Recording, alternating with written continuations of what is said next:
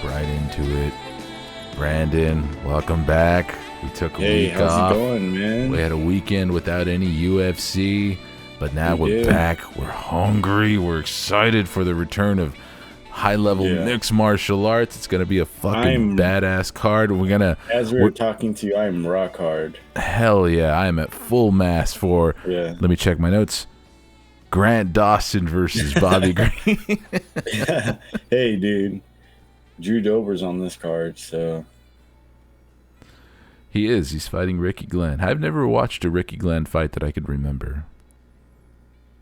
We're going to need to reach into the bag for this one. Yeah. Not just this card, but I mean just like the state of MMA in general until, what, the 21st is UFC 294? Our Abu Dhabi yearly card? Yeah. It's good stuff, man. This isn't a bad card. I just wanted to do that hammy intro. It will be a entertaining card, but it's not one that's going to get anybody like out of bed. Grant Dawson's absolutely amazing, though. He's one of my favorite fighters right now. Yeah, this is a really solid main card. Honestly, I think this is what Joe Pyfer's been sick as fuck. Heck yeah, him with the Abdullah Razak Al Hassan. That's a good matchup. There's going to be a finish in that one for sure. Not even just because it's a Joe Pyfer fight. But this is what an Apex Fight Night main card should look like, in my opinion. I'm all right with this.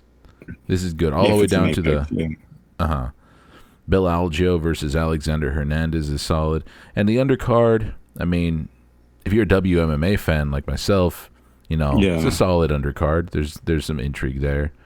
But yeah, let's jump into it. Well, first of all, do you want to recap the boxing match that happened this past weekend? I didn't watch it. You didn't watch it? Okay. I didn't care to. I was I have been traveling the last 3 weeks. I started a new position, our new job, so I've been traveling for that. Then I went to one of the most lit Armenian weddings. I think they're all lit, but I went to basically, I think Glendale, Los Angeles is probably more Armenian than Armenia is now. Yeah, dude. So, Glenn, shout out to Glendale Gary. Yeah, Glendale Gary, dude. Baby girl. Dude, and all of those dudes were just like that. It was so sick. It was, dude, he is not playing a character, or he's not kidding. People are very much like that. Hey, bro. That is Hey, get a plate, bro. Hey, don't hesitate, man.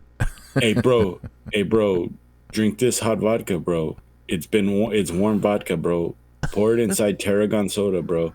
They were like, it was soda flavored like Tarragon.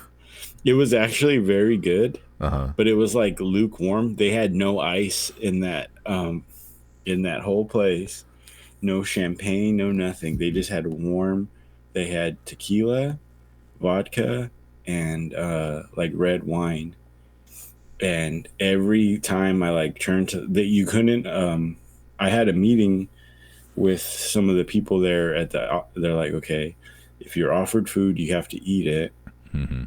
If you're offered a drink, you have to drink it. If you're offered anything, you just have to take it, or whoever invited you will not be invited to these things. And it's just bad. So just do what we say. Mm-hmm. So it was like, shit, okay. And then every 5 seconds, a hairy ass knuckle would go across my chest with a bottle, and then they're pouring into my Tarragon soda, just I love all these. You have to drink it. I love the cultural rules, and this isn't even just about Armenians or anything like that, but just across any cultures, how they're always whenever anyone's running down how it works, they're always so confident about okay, basically there's all these little rules that make you lose autonomy. You don't have any choice. You're eating. If they offer it to you, you have to accept it. And it's kind of funny because it's well, what if my culture is that I don't accept food from nobody? I'm just being a contrarian. Well, it was funny because my wife is very much I don't give a fuck. Like, I don't give a fuck about you. And she's just very much like, oh, like I work and I'm this, I'm that. And like these Armenian women that we've never met were just staring at her when she was talking. Like, who the fuck is this broad? And then this one guy, he just got mad. This old man just like, you need to be quiet. She's like, why are you speaking this way? You need to realize that your husband is the rooster, your chicken. Chicken lays on eggs. So go lay eggs. And then it was just like, what? And then my wife's like, who the fuck are you? Like, shut the fuck up. All mad. No, I don't give a fuck. So then it's all Armenian music all night long, just off the chain. But it's sick, right? And it's just simple, like, hey, hey, hey, hey, Yeah. kind of shit, right?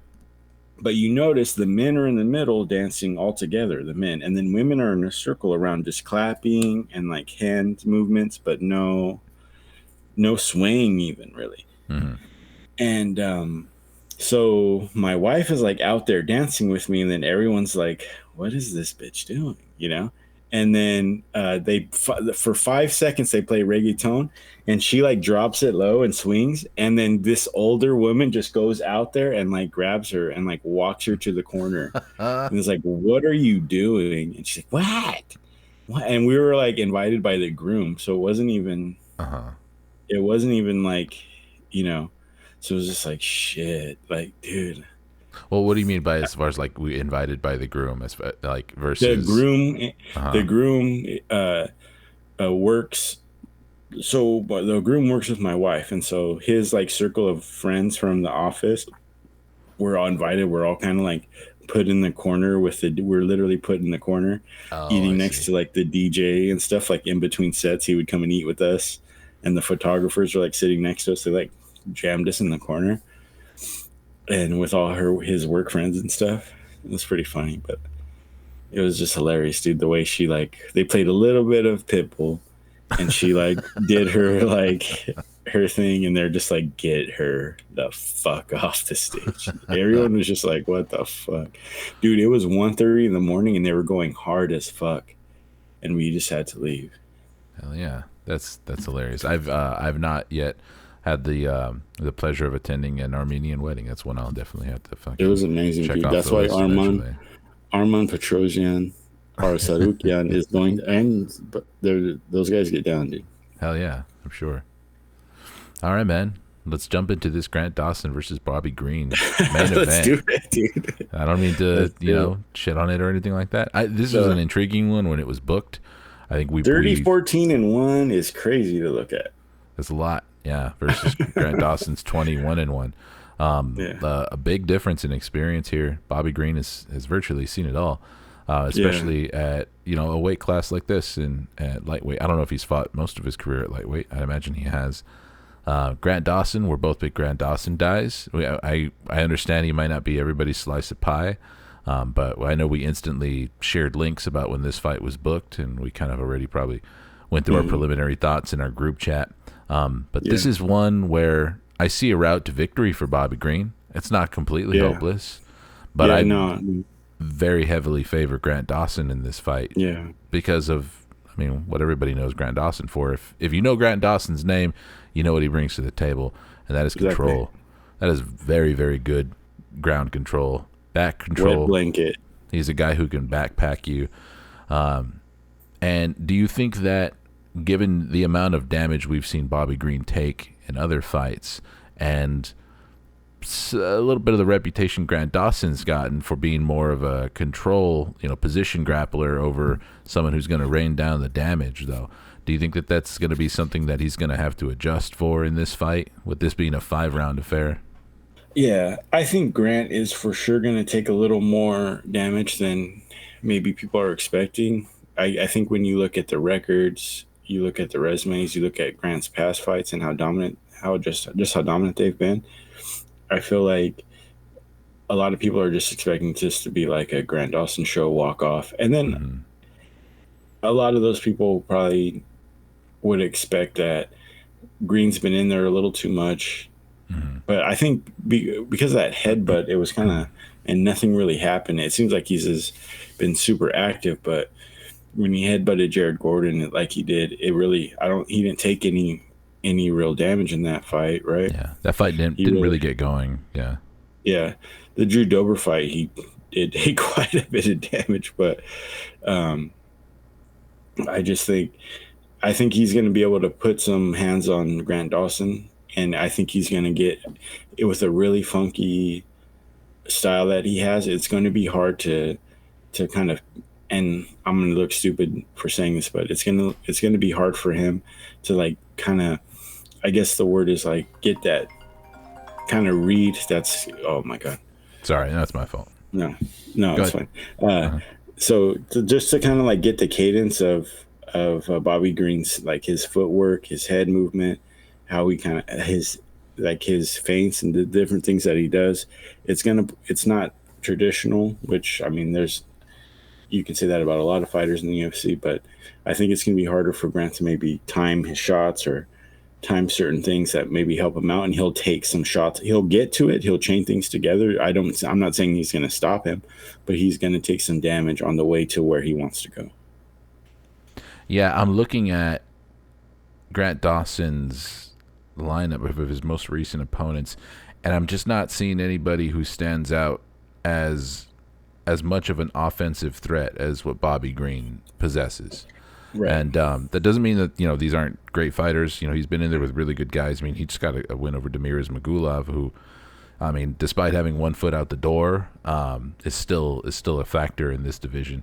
But yeah, Bobby Green, I feel like I echo a lot of what you just said. That I feel like he presents a more offensive threat that I think Grant Dawson is going to have to work around in order to get the fight where he wants it to go. And so I don't know. I think he's a live dog. I think the longer the fight goes, there are much better strikers than Bobby Green that Grant Dawson can face, and that Grant Dawson would he would dominate them. I just think the wildness of the shots, unpredictability that Bobby has, and he does do really well getting out. Like he's not just going to take a takedown, or he's not just going to get taken down and not swing and not throw every limb that he has to get away and damage, trying to get away from. He's not just going to wall walk and do the basic things. He's going to throw some really crazy off the wall stuff, trying to get up. I could be wrong, but I think that's what I see when I close my eyes and watch this fight in my head. Yeah, I could see that. I could see Bobby Green really, really fighting to not get taken down. Really, really making Grant Dawson earn it every time, and have to tuck his chin when he's going to go in to close the distance for a takedown. I do think once Grant Dawson gets him down, that could be. Then it's going to be he's lost really the round. Fucked, dude. Yeah, I think it's one of those deals where it's like Grant Dawson needs one, and the round is his. So. I think Bobby Green is going to have to make an impact early, and I think we've seen, or I feel like I've seen Grant Dawson slow down in his fights before, when he can't make it his fight specifically. When it's his fight and he's in his lane and he's backpacking you or controlling you, I mean, he can do that. I don't doubt that he can do that for all 5 rounds.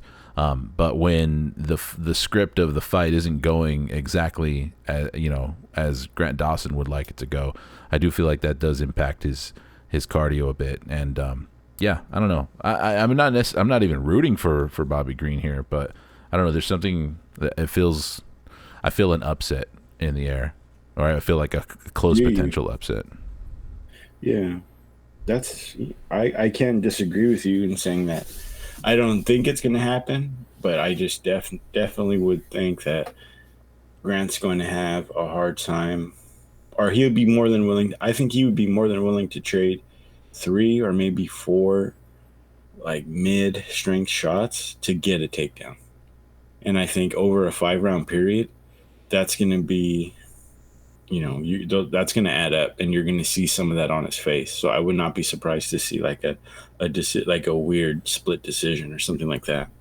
Oh, that's a good point, especially if Grant's wearing the damage a lot more. Yeah. I mean, Bobby Green, I can't remember a time when I've seen Bobby Green like physically look like legit fucked up, but right.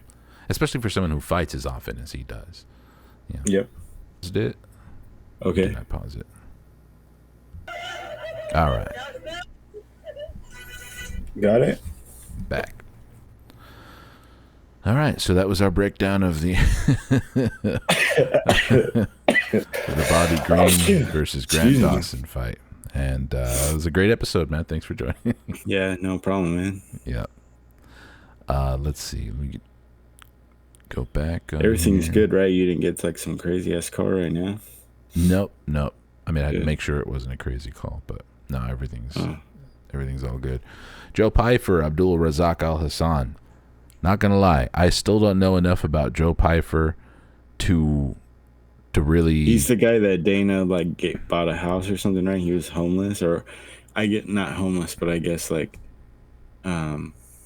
what's the word I'm looking for? Like he was between houses, like housing challenged, or what do they say?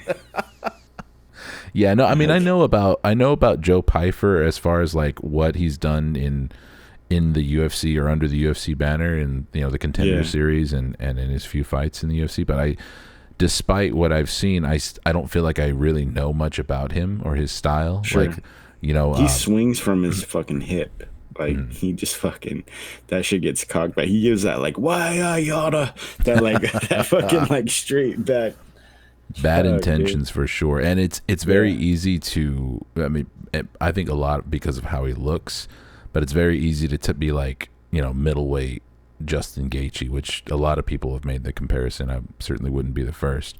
And from what I've seen, I think that's an apt comparison, but I would like to know more about him. I want to know what he looks like when he's taken into deep waters, and I want to kind of see him grow. Said that on this.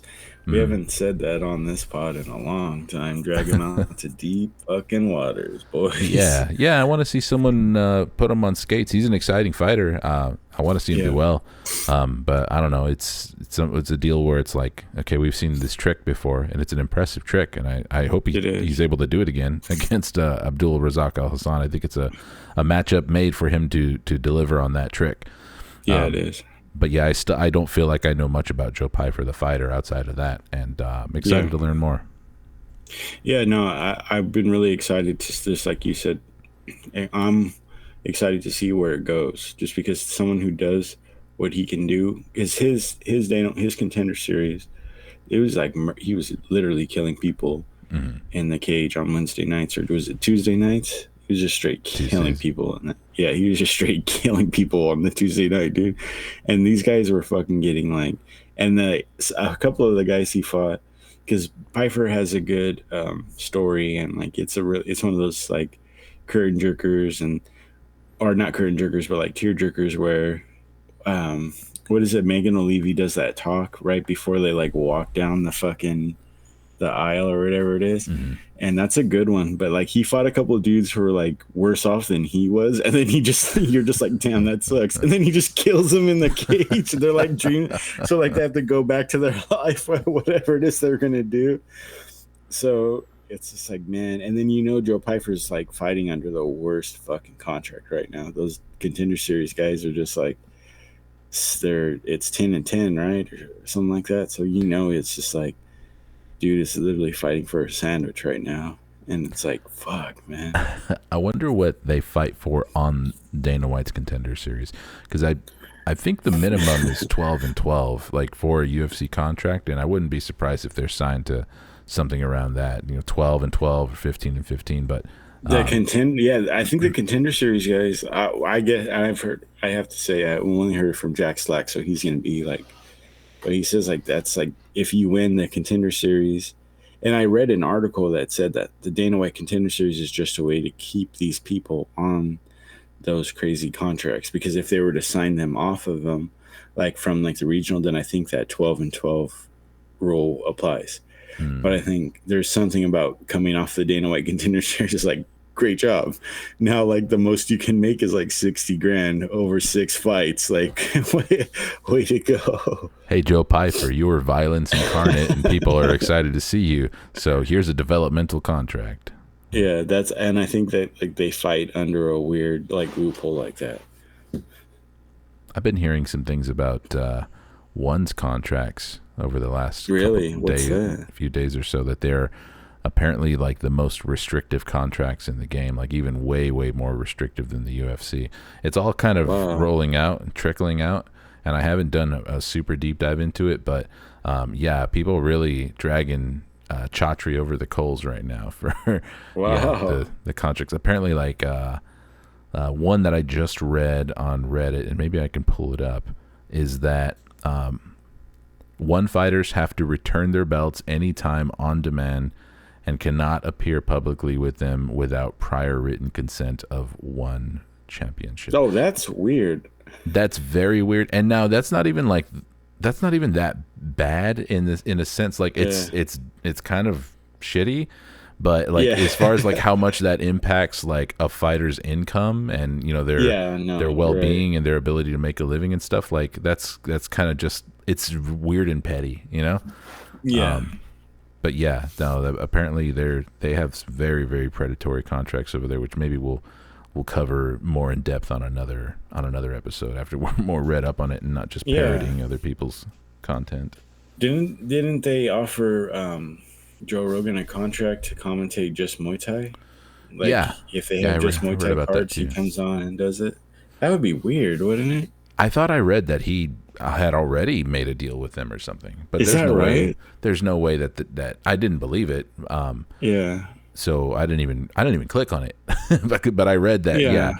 I read a headline that said like, oh hey, he offered it, but it could be something as far as him saying like, I would love to commentate just Muay Thai, and then Chatri saying, oh yeah, well, we'd love to have Joe Rogan do that, and then so someone just goes, I'm gonna write an article that says that the offer was made and that Joe basically accepted it because it was kind of said by each party, like however.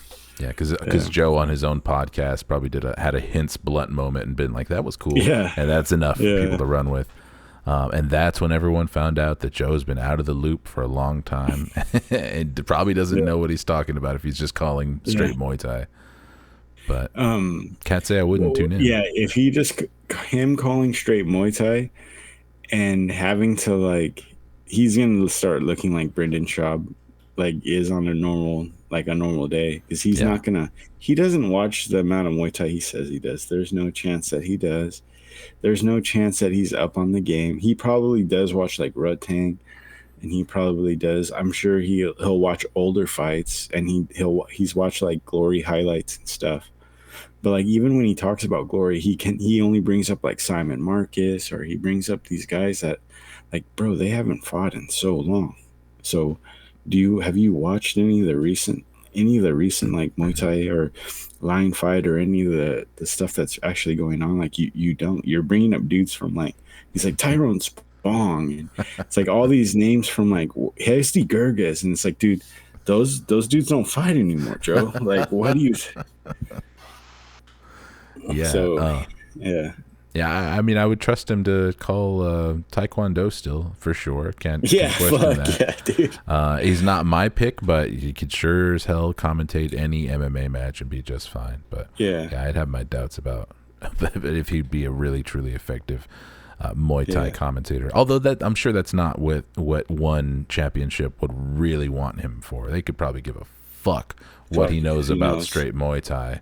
Joe Rogan on the mic for anything that they have going on is fucking dollar signs in Chatri's eyes, I'm sure. Right.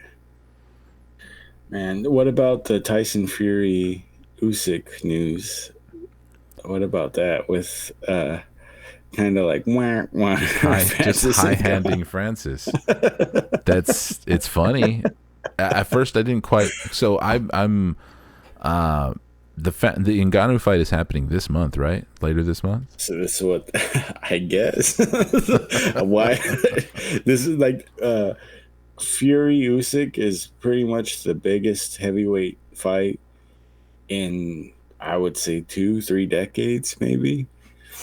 And so, what the fuck? Are they really like unifying all the all the titles? Right. This is the fight. This is for straight the fucking best boxer in the world at heavyweight. So basically the boxer that could beat the fuck out of anyone in any boxing, like anywhere, anytime. And then he's just gonna like whatever. How is Yeah, that's not gonna happen. There's no way it's gonna happen, man. That does tell me though that if he still is planning to get into a boxing ring with Francis Ngannou, with this Usyk fight booked, signed on paper, you'd have to imagine that he's going to go in there and he has every intention of just boop bop bam and getting Francis Ngannou out of there, dude. Which would be really sad. Which if he doesn't carry Francis, he just goes in there and murks him. Everybody just bows. Thank you, guys. This is great. 4 weeks from tonight, huh? Oh man, I think I would put money on a prop bet that the fight doesn't last as long as the walkouts. I don't think it's gonna happen. It can't happen. You can't put that Usyk fight at risk as a Who would? Why would you? What Francis posted was on the right track, and then he kind of derailed himself because he mentioned he tweeted after the news dropped. Again, he was like, I don't know what hear it in his voice. I always hear it in his voice. I don't understand. I don't understand what commission would allow that to happen. What are the medical rules for after what I'm going to do to him? Yeah, see he was on the right track bringing that up. I don't know what the medical suspension time is, but I'm going to test it when or whatever's going to happen. Which is like, okay, that's a good thing to ask. Like, hey, what about medical suspensions? Like, is this really going to happen? You're barking up the right tree. But then saying, I'm going to throw a wrench in that. I mean, it's a good line, I guess. But what, are you going to fucking dive at his knees? Or are you going to try and bite his Achilles tendon off, dude? Because that's the only way you're going to...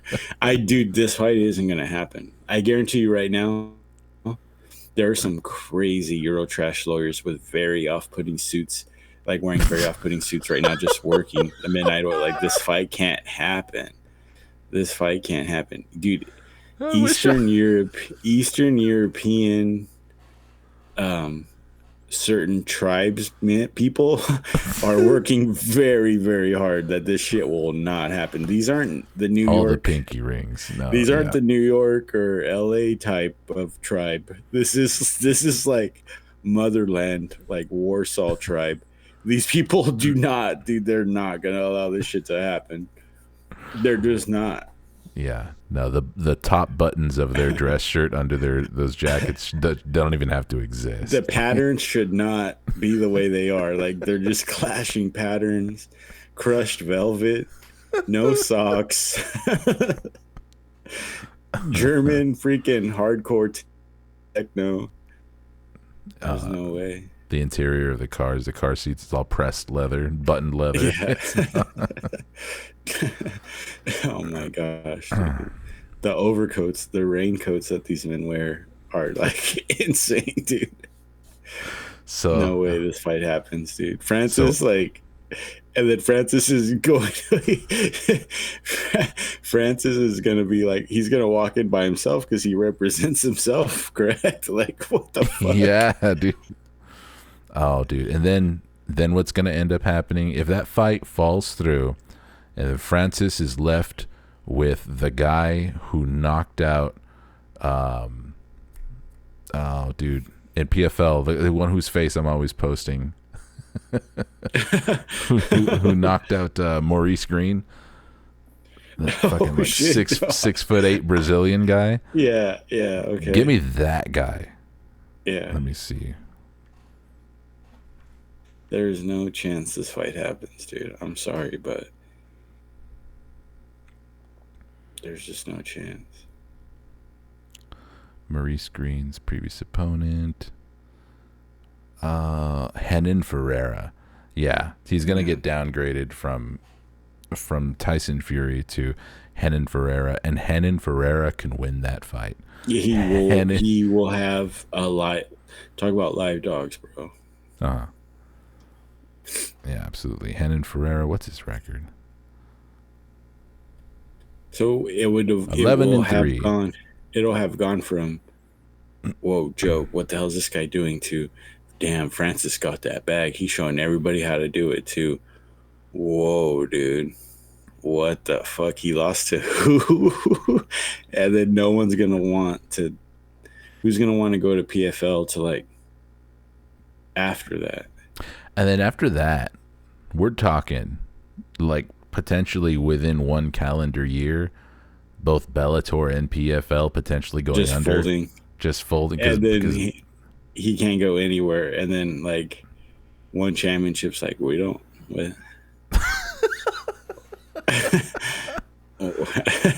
One championship, I mean, that would be, at least there'd be some freak show fights for him there. Like, they'll make it happen. They have Buchecha, who's like their heavyweight. Like, they're trying to like groom him. But he's a grappler, dude. He's like the best Brazilian jiu-jitsu artist, like, doing it right now. So that's not even a good fight for Francis. So dude, what the fuck? Francis Ngannou versus Rug. Yo, just slapping chests only, just chest slapping like those Indian dudes. Remember? Have you seen those Indian dudes on the beach doing the chest slapping? Yeah, dude. That's what it's gonna be, dude. I wish we had a Wesley so he could be editing in all these clips and all these references that we're making. Yeah. But instead we get a static image. If the memes of like the Django Unchained memes, if it's Rug versus Francis Ngannou, Stop. Don't get us. You enjoy that beer. We don't get monetized, but don't get us demonetized. You earned it. I didn't say 2 words. Does the hammer drop? Shotzi just drops the hammer in there. Damn. Oh man! As long as he doesn't resort to fight circus yet. Yeah. Who would he fight in a 2-man like sleeve? Who would he be with? It would be Ngannou. And who? That's a good question. Bigfoot Silva wearing like a modified straitjacket. Ngannou and Czech Congo. Oh, see, you're which I know what you're doing. You're baiting me into things. Ngannou and Czech Congo against Pat Barry and Rose and Rose and Pat Barry with Rose sitting on his shoulders. Yeah, it would be Pat Barry. Damn, who would be the other one? I don't know, but Pat Barry and somebody. Because whenever I think of Czech Congo, I think of Pat Barry. That fight they had. Recent UFC cast-offs. I mean, Verdum is completely on the sauce. Roy Nelson. It would be Roy Nelson and Pat Barry against Czech Congo and Francis Ngannou. Have you heard the news? What's that? He is risen. No, yeah. And Christ loves everybody. Christ loves everybody watching this. Shout out to JC. About and Weasel already made a video on it, but about Islam Makhachev wanting to fight the winner of Leon Edwards and Colby Covington. Oh my God, Islam gets on my nerves, dude. Bro, just fight a fight in your division. But they were saying, and it's kind of, he said in that video, if he beats Charles, then that's like, but it's kind of like Charles is, can you count Charles twice? 'Cause like the last 4 fights he's had or something like that, where he'd have beaten the top 3 guys pound for pound in the world back to back to back like that. Is that true? Well, let's go and take a look at Homeboy's record and see if we agree with that. I mean, that wouldn't be, one being a guy who's arguably the pound for pound. He's beat Volk. He's beat Charles. Charles is back in the pound for pound. No. He needs to slow it on down because his last 3 opponents. I mean, if he's saying Charles, Volk, Charles, then sure. Yeah, his last 3 wins coming against top 3 pound for pound, but it's like 2 of them were the same guy. Yeah, and at this current juncture, he can't go counting a second Charles Oliveira win because he kind of had to get that win first. And right now, it's Volk, Oliveira, and Bobby Green, who we were just talking about. So. Come on, dude. To be calling dude, the balls to just be calling shots like that. And I think I honestly think Colby beats him. Interesting. I think Colby beats Islam. I was going And to ask I for your think take. Colby's gonna beat Leon. And I think he if Islam really wants to get down with it that way, he's not gonna like the way that fucking because Colby's not gonna go down to like because he can't weight bully Colby. He's not gonna weight bully Colby where Charles has a rough cut every time he fucking fights. Yeah. And you're then never getting that, Charles Islam, at 100%. Yeah, Islam is fucking just jacked as fuck on a he's fucking huge. He's so muscular and he weighs so much more than the guys that he fights. Even when they're not Volt coming up from featherweight, the guys that he fights are so huge.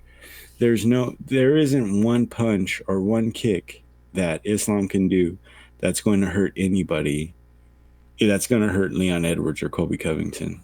Yeah, compared to the guys Colby has fought and the kind of power that he can deliver, I don't think he can expect to get it done with his hands at all. I do think Islam's striking is a little bit slept on, and I do think it's good enough. It's good enough to hang with Colby, but I think you hit the nail on the head. Is that I wouldn't say that Islam is a size bully at 155. I think he's fighting where he should be fighting. But I do, I think it's gonna be different. He's gonna feel a different kind of power in somebody. And Colby walks around he doesn't cut to get to where he's at. I know Edwards has to cut a little bit, but Colby doesn't cut. Colby's like probably like maybe 5 pounds. He cuts 5 to 7 pounds.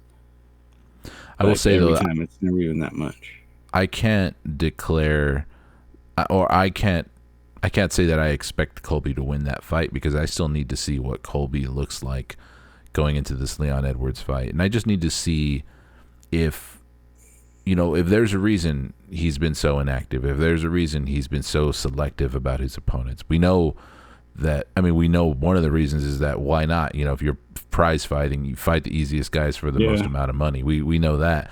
But, is he starting to lose his step? Does he kind of know, like, he needs to maximize profits because... He's from Clovis, California. Reasons A, B, C, The boys from Clovis don't fuck around, dude. He's coming for the belt. He's going to win. And then if Islam wants it, he's going to bust Islam's ass wide open.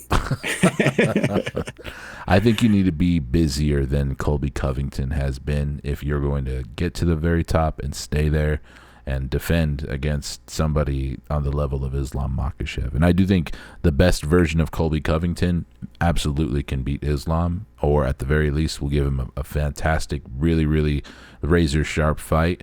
But I don't know. I feel like that the inactivity from Colby Covington is probably going to be a big factor in whether or not I think he's going to stand a chance in that fight. I have to see how he looks against Leon Edwards first.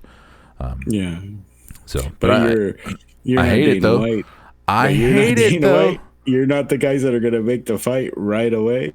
So, for you, and I agree with your criteria, and every last thing you said is based in facts, based in reality, based in the truth of the situation, takes everything into account. But Dana White's just going to go, yes, okay, where do you guys want to fight? Like, let's fucking do it.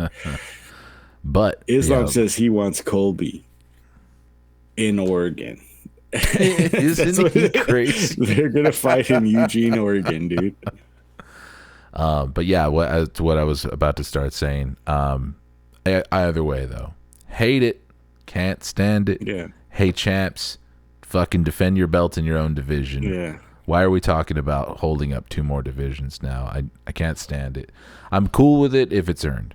I'm cool with it if you've put together the way 4, Volk did it, 5, 6 title defenses. By all means, I didn't even like it when Volk did it, but not because he didn't earn it, just because there was another guy who because I thought was like Islam. You got to other guy. It has to be the 2 guys. It has to be like the Cormiers. He did it the right way. From what I remember, anyway, what I can remember. Amanda Nunes. There's really no one. That's kind of a a non-discussion. Amanda Nunes ducked Big Norm. I'll die on that hill. Yeah. So I don't know. Connor was the worst. Connor just set the worst precedent for that kind of shit. Oh yeah, you don't need to defend the titles as long as you can get photos taken with them. Yeah. Crazy, man. Yeah. No, and I think that's where it kind of all went off the rails too with Connor, with the idea that everybody thinks their career is made by being a double champion. It's like, no, your career is made when you get paid what you should be getting paid. But I mean, hey, by all means, chase the fucking prizes. You know, you gotta go for something. You gotta have something to get you up, you know, get you out of the silk sheets, or I mean, whatever thread count that your average UFC fighter is sleeping on. It's definitely Egyptian cotton. I think it probably looks more like that pillow in that post that I see. The yellow pillow, dude. Fuck, dude. I was like, I'm not gonna respond. And then I went to like all my kids' rooms and was like, okay, yeah, funny. Yeah, let's wash these pillowcases. Yeah. Right on, man. The yellow pillow is comfy though, but I have to fold it. I have to like fold it on itself. Yeah.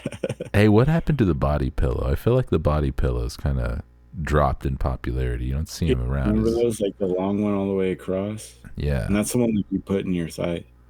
You know which one was hella sick? And like, I think it's for people with huge belly. It's pregnant, for pregnant women. But there's one that like goes over the top, and then you can put it between your thighs, and it like goes over your shoulder too. Hell yeah! And dude, that shit is sick as fuck. And it's supposed to be because if you have like a huge, massive, like belly and like tits, so like and they're like hurting, and like I'm like, dude, this fits amazing on me, dude.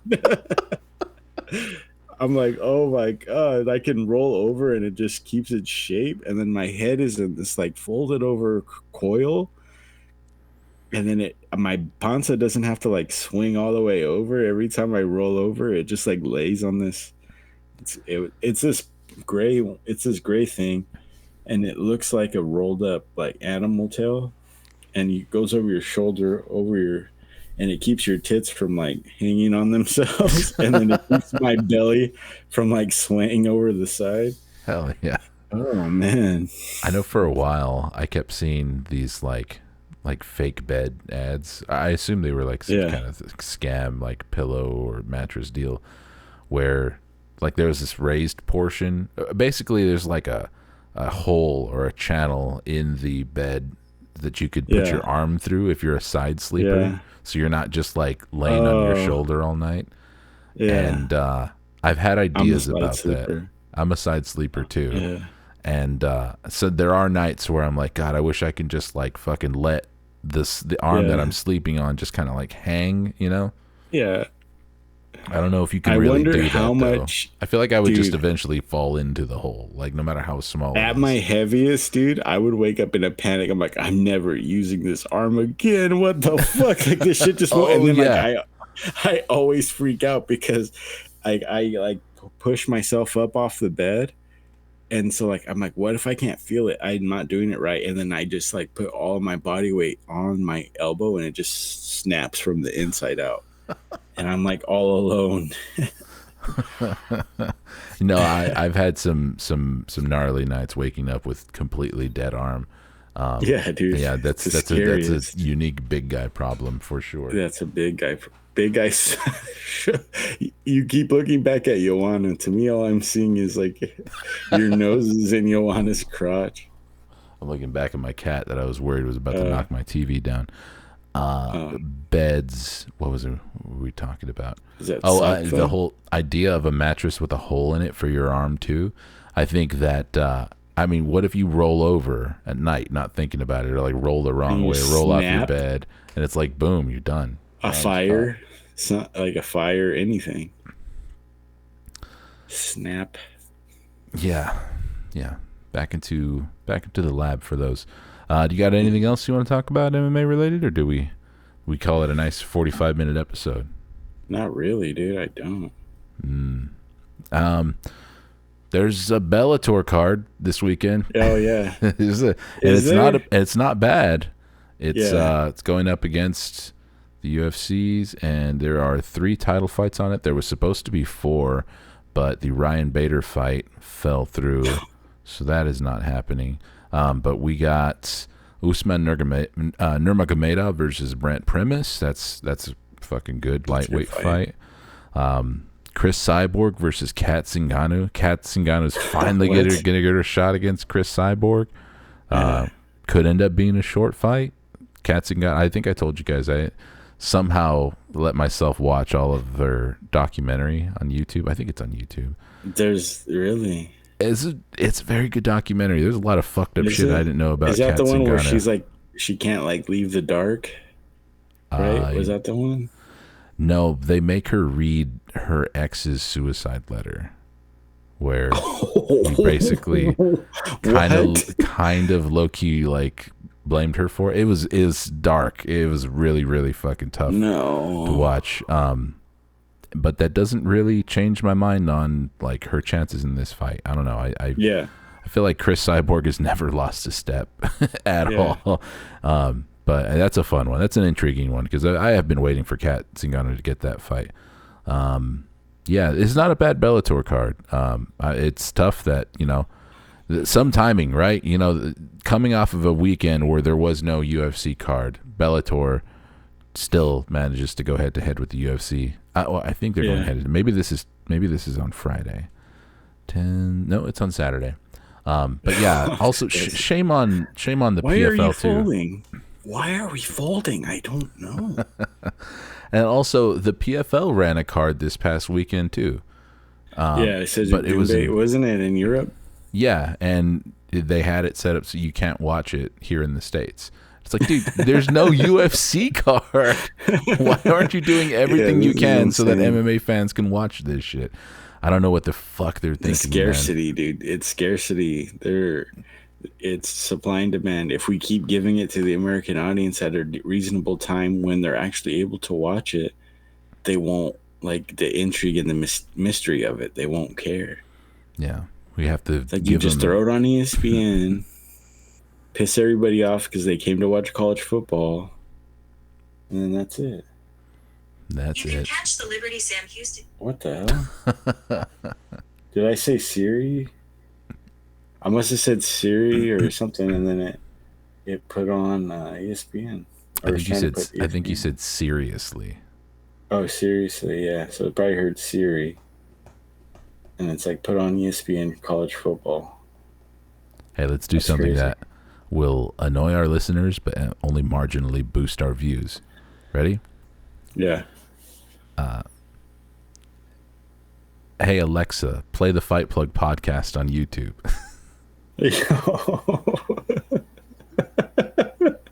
So like, hey Siri, play the Fight Plug podcast on YouTube. No, not my real one. No, stop. Hey Siri, play the Fight Plug podcast on YouTube. Nope. This is so Teddy stupid. Atlas. I'm so fucking dumb. Our listeners are already going to be listening to our podcast when it's only going to fucking derail the show. Anyways, we're getting gimmicky. I think we can call it early. Nice tight 50-minute episode. Thanks for coming back. Thanks for making me come back and do this. I'm not gonna lie, this is one of those weeks where I'm just like looking at the clock tick closer to our recording time and just thinking, do we have to do this? Am I really that into MMA this week? Yeah. But there's still a lot of fun fights on the horizon, despite absolutely. This will be a better one to break down than to preview. Yeah, that's I think you nailed it. All right, Brandon, have a good night. Thanks again, everybody. Man. If you like this episode, hit like. If you don't want to miss any of our future episodes, of course, subscribe, ring the bell so you don't miss any of our future uploads. And we'll see you on the next episode of The Fight Plug.